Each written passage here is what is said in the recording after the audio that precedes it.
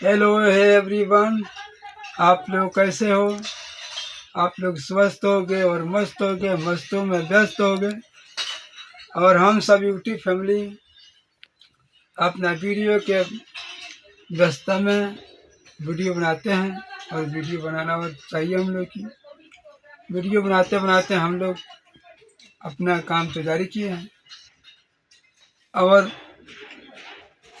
लोग तरह तरह की बोली बोलता है, बोल रहा है कि वीडियो बनाता है, ये करता है तो वो करता है, और पैसा मिलेगा ही। अब पैसा हम लोग को मिल नहीं रहा। पैसा भी हम लोगों को जब तक क्राइटेरिया पूरा नहीं होगा तब तक मिलेगा नहीं। और वीडियो में के माध्यम से बहुत लोग कई तरह की बात करता है। बातों में बहुत व्यवस्था बा, जौन बात ना कहे तो उन लोग को होता है कि वीडियो बनाता है, वीडियो बनाता है। वीडियो बनाते बनाते हम लोग थक जाते हैं। फिर भी वीडियो का लाइक शेयर नहीं आता है तो हम लोग मन थोड़ रहता है। और वीडियो में जब लाइक शेयर कमेंट आता है तो वीडियो बनाने में मन लगता है। और हम लोग ही पहली बार वीडियो बना रहे हैं, नया नया वीडियो बनाते हैं, इसीलिए हम लोग की वीडियो अभी चलता नहीं है।